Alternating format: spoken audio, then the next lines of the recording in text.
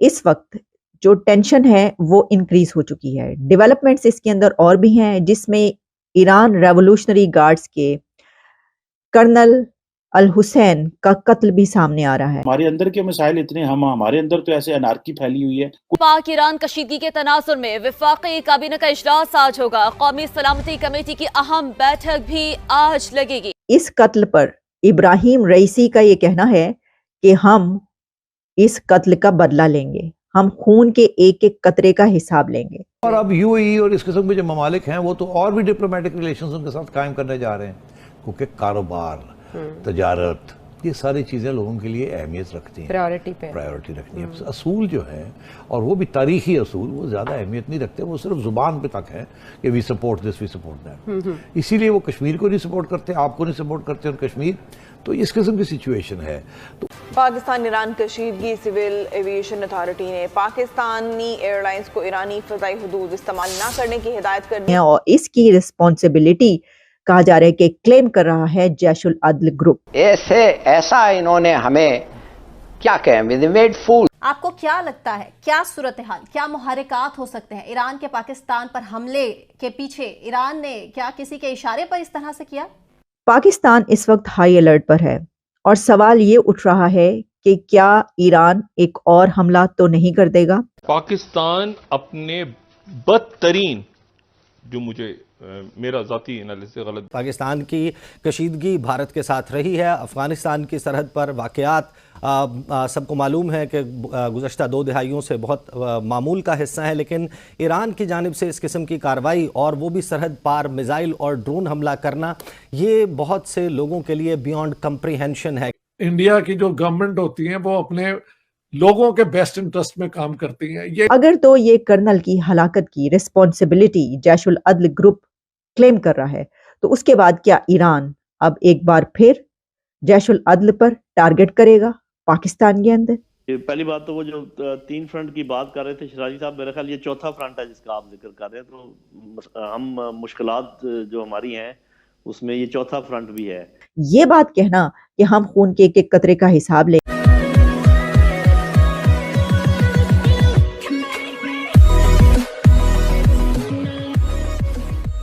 نمسکار دوستو, پاکستان اور ایران کے بیچ میں ٹینشن بڑھ رہی ہے.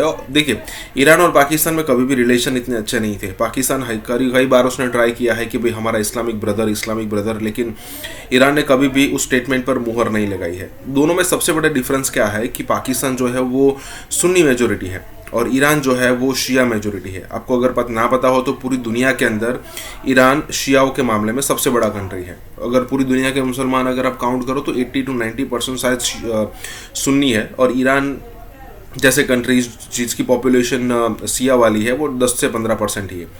لیکن یہاں پر دیکھنے والی بات ہے کہ چاہے وہ سعودی ہو, چاہے یو اے ای ہو, چاہے پاکستان ہو, سب کی ناک میں دم کرنے والا ایک ہی کنٹری ہے, وہ ہے ایران. یہاں پر پاکستان اور ایران کے بیچ میں جو بھی کانفلکٹ چل رہی ہے وہ آنے والے دنوں میں بہت بڑا روپ لے سکتی ہے, اور یہ پاسبلٹی پوری کی پوری ہے. اور دیکھیے, پاکستان کے پاس نو ڈاؤٹ نیوکلیئر ہے, لیکن وہ یوز نہیں کر پائے گا کیونکہ پوری دنیا کا پریشر اس پر ہوگا. تو یہاں پر یہی بات ہو رہی ہے. اسی کے ساتھ یہ ویڈیو شروع کرتے ہیں. پاکستان اس وقت ہائی الرٹ پر ہے اور سوال یہ اٹھ رہا ہے کہ کیا ایران ایک اور حملہ تو نہیں کر دے گا؟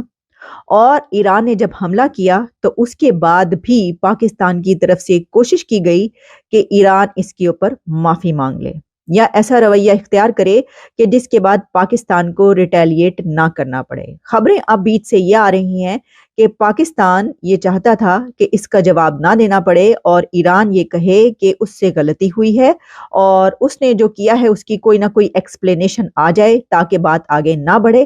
لیکن جب ایران کی طرف سے کہا گیا کہ ہم نے یہ حملہ کیا ہے اور بھی کریں گے, تو اس کے بعد پاکستان نے سٹرائک بیک کرنے کا فیصلہ کیا. دیکھیے, اس وقت جو ٹینشن ہے وہ انکریز ہو چکی ہے. ڈیولپمنٹس اس کے اندر اور بھی ہیں جس میں ایران ریولوشنری گارڈز کے کرنل الحسین کا قتل بھی سامنے آ رہا ہے, اور ایران کی طرف سے یہ کہا جا رہا ہے کہ کرنل الحسین کسی کلچرل ایکٹیویٹیز کے اس کے مشن پر تھے وہاں پر, جس جگہ پر جو کہ کہیں پر زاہدان آ رہا ہے, کہیں پر بارڈر کہا جا رہا ہے پاکستان کے ساتھ جو بارڈر ہے, ان کو جو قتل کیا گیا اس کے ساتھ ہی ان کے 2 باڈی گارڈز بھی مارے گئے ہیں. اور اس کی رسپانسبلٹی کہا جا رہا ہے کہ کلیم کر رہا ہے جیش العدل گروپ. اب جیش العدل گروپ وہی ہے کہ جس کو ٹارگٹ کیا ہے ایران نے جب حملہ کیا پاکستان پر تو اس نے کہا کہ ہم نے جیش العدل اس دہشت گرد گروپ کو ٹارگٹ کیا ہے جو ایک عرصے سے ہمارے گارڈز کے، پولیس کے، فوجیوں کے خلاف کاروائیاں کرتا چلا آ رہا ہے. تو اگر تو یہ کرنل کی ہلاکت کی ریسپانسبلٹی جیش العدل گروپ کلیم کر رہا ہے تو اس کے بعد کیا ایران اب ایک بار پھر جیش العدل پر ٹارگٹ کرے گا پاکستان کے اندر یا بارڈر پر یا کس جگہ پر؟ تو یہی وجہ ہے کہ میں نے کہا کہ پاکستان اس وقت پورے طریقے سے ہائی الرٹ ہے اور وہی سوال اٹھایا جا رہا ہے کہ اب کیا ہوگا. دیکھیں، یہ اس قتل پر ابراہیم رئیسی کا یہ کہنا ہے کہ ہم اس قتل کا بدلہ لیں گے، ہم خون کے ایک ایک قطرے کا حساب لیں گے. تو خون کے ایک ایک قطرے کا حساب لینے کی جب بات کی جاتی ہے تو اس کا مطلب یہ ہے کہ کوئی انہوں نے سوچ رکھا ہے یا وہ اس بات سے جھجک نہیں رہے کہ اب کچھ بھی ایسا ہوگا تو اس کے اوپر جو ہے کارروائی کی جائے گی. جہاں تک بات یہ ہے کہ پاکستان کی طرف سے جب یہ سٹینڈ سامنے آیا، بلکہ یہ بھی کہ پاکستان کی طرف سے جو سٹرائک بیک کیا گیا اس کے بعد ایران کی طرف سے پاکستان کے چارج ڈی افیئرز کو سمن کیا گیا، ان سے اپنا پروٹیسٹ رجسٹر کروایا گیا ہے اور ان کو کہا گیا ہے کہ یہ کیوں ہوا ہے، ایکسپلینیشن مانگی گئی ہے. آپ جانتے ہیں کہ ڈپلومیٹک وے میں جس طریقے سے ہوتا ہے، جیسے کہ پاکستان کی طرف سے ایکسپیل کر دیا گیا ایمبیسیڈر کو، اب ان کی طرف سے چارج ڈی افیئرز کو بلایا گیا اور یہ کہا گیا. لیکن یہ بات کہنا کہ ہم خون کے ایک ایک قطرے کا حساب لیں گے، اور پھر جو ایران کے ڈیفنس منسٹر ہیں ان کی طرف سے بھی جب یہ کہا گیا تھا کہ ہم یہ ایک نہیں ہے بلکہ اس کے بعد بھی کارروائی ہوگی، ایسی بات کی گئی تھی. یہ کچھ اسی طرح کی صورتحال لگ رہی ہے کہ افغانستان کی طرف سے بھی جب ان کے ڈیفنس منسٹر بات کرتا ہے تو کئی مرتبہ یہ بات کہی گئی، بلکہ ذبیح اللہ مجاہد سے لے کر اور بھی جو ان کی اتھارٹیز ہیں وہ بھی اس طرح کی باتیں کرتے رہے کہ یہ جو ٹی ٹی پی کے حملے ہیں خود سنبھالیں، اور پھر یہ کہ زیادہ بات نہ کریں، اور پھر نقشے تک بدل دیے گئے اور پتہ نہیں کیا کیا ہوتا رہا. اس کے اوپر بھی ہم نے دیکھا کہ زبانی جو ہے وہ لڑائی تو ایک نظر آئی تھی، بلکہ پاکستان کی طرف سے تو آرمی چیف سے لے کر ڈیفنس منسٹر تک نے پھر اس کی جواب جو ہے وہ خاصی گرما گرمی ہو گئی تھی. لیکن یہ جو سچویشن ہے یہ تو پریکٹیکلی یعنی باقاعدہ جو ہے وہ حملے ہو گئے. پہلی بات تو وہ جو 3 فرنٹ کی بات کر رہے تھے شراجی صاحب، میرا خیال یہ چوتھا فرنٹ ہے جس کا آپ ذکر کر رہے ہیں. تو ہم مشکلات جو ہماری ہیں اس میں یہ چوتھا فرنٹ بھی ہے. اللہ نہ کرے کہ ایران کے ساتھ ہمارا فرنٹ جو ہے نا وہ گرم ہو. اس کے بعد یہ جو آپ اندرونی بات چیت کر رہے ہیں، دیکھیں پہلی بات تو یہ ہے کہ اگر تو چینلز پر گفتگو کی آزادی ہو تو پھر سوشل میڈیا کے اوپر جو مس انفارمیشن اور ڈس انفارمیشن ہوتی ہے اس کے پھیلانے کے چانسز کم ہوتے ہیں یا اس کے لیے سپیس کم ہو جاتی ہے.